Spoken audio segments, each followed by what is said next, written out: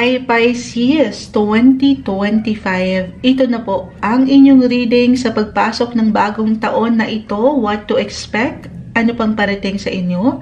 I know nakaharap na tayo ng ilang card readings for 2025 para sa inyo, pero parang meron pa akong kailangan maiparating para sa ilan.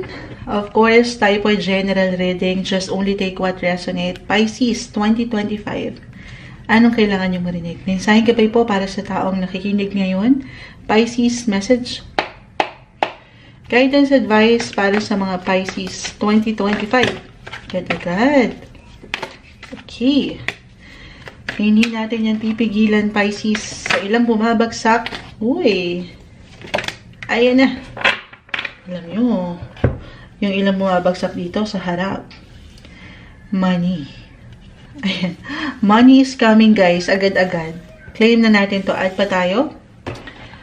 4, Knight, 10, 8, Pentacles. Yan lahat. That is about money.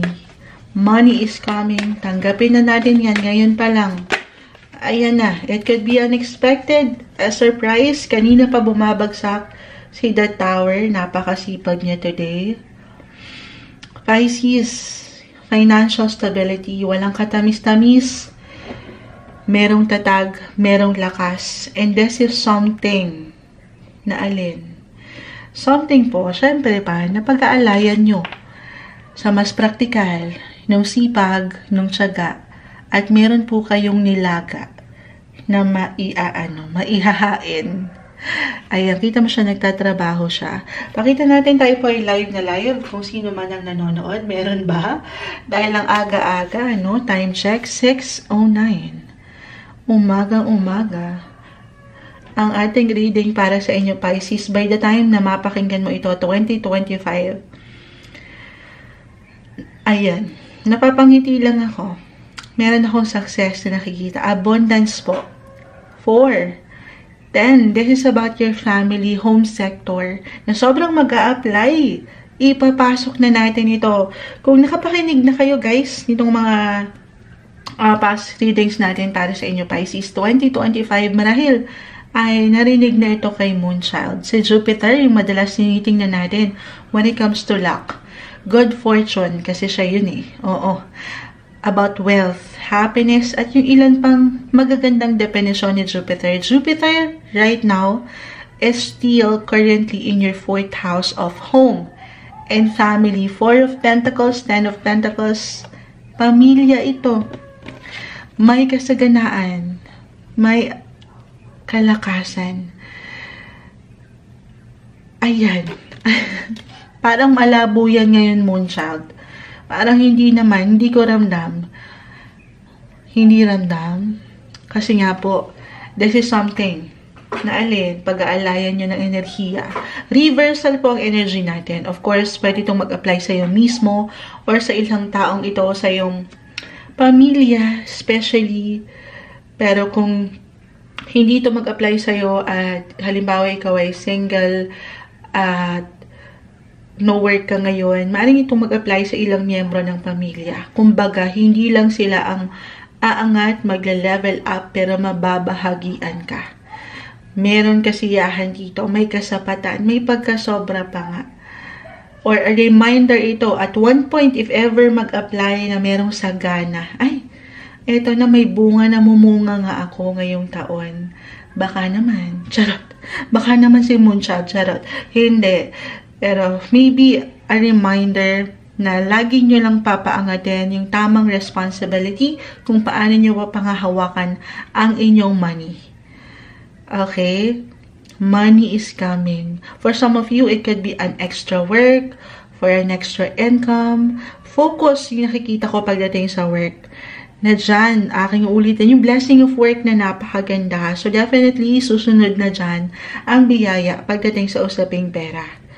Okay, may pagka-smooth yung ilang transactions when it comes to money. Or kung halimbawa, meron kayong kailangan talaga.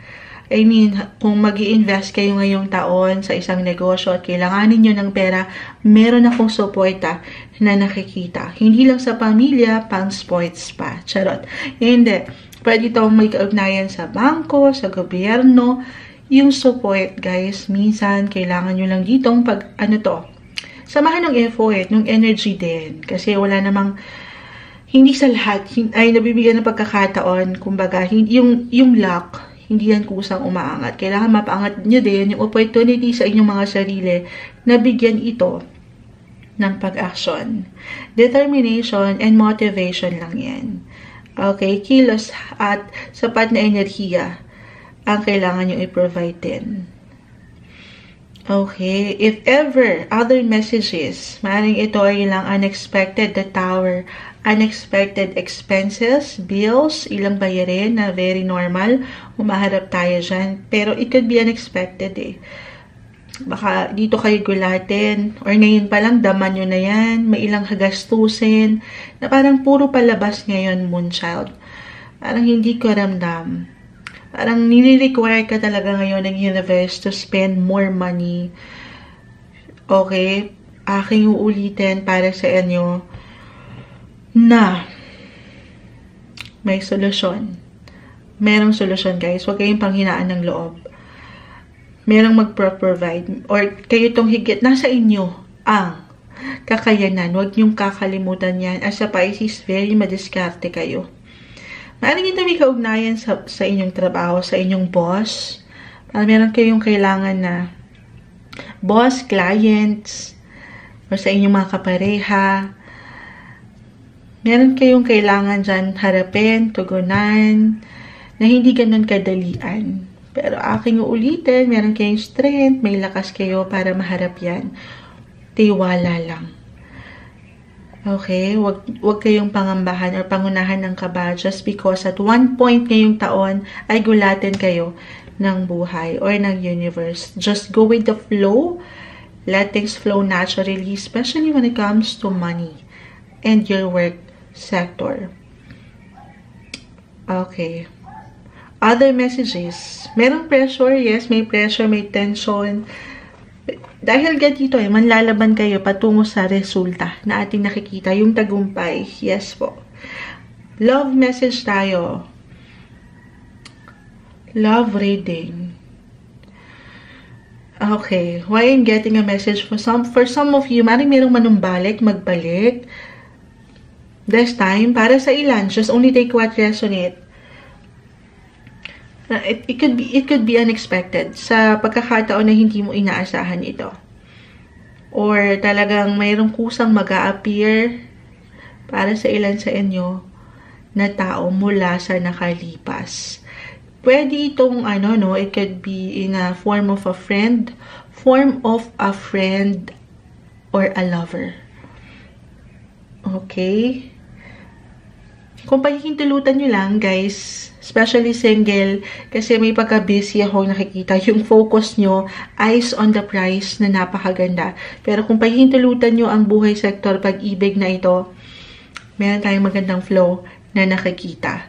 Second half of 2025, ihahabol natin ito. For some of you na meron ng family, kasi may growth akong nakikita.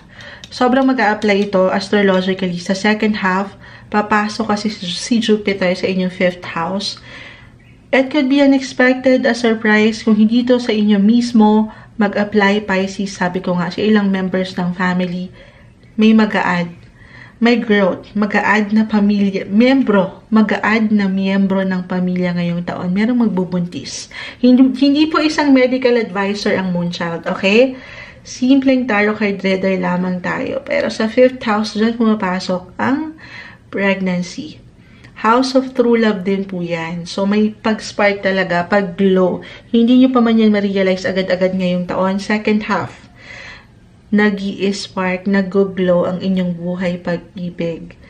At ilang usapin. Kung meron na kayong kids, maybe reminder ito na huwag nyo rin silang kalimutan, maglaan din ng time, nakasama sila kung saan mapapaangat nyo ang kasiyahan. Baka mamiss lang din kayo ng mga bata, halimbawa, dahil sa sobrang busy nyo, ano yun? Sa sobrang busy nyo na ma-achieve yung ilang pangangailangan, syempre, para rin sa kanila, ay makalimutan nyo na ay, sandali, kailangan ko rin palang mag-pause. Kailangan din ng TLC ng mga taong ito, tender loving and care sa inyong paligid. Okay? Ito yung umaangat. Expect the unexpected ngayong taon. Sabayan itong ilang hindi inaasahan, pero sa akin nakikita along with your other cards, asahan mo na ang magagandang posibilidad sa ilang aking na-mention na sektor, pera, pamilya, may abundance po. Hindi magiging perfect, wala namang perfect, sabayan lang ito. Lagi mong tatandaan na mayroong dahilan ng ilang sitwasyon at sa huli, yan din ay para sa iyong higit na ikauunlad at ikabubuti. 2025, ito ang umaangat para sa inyo, Pisces.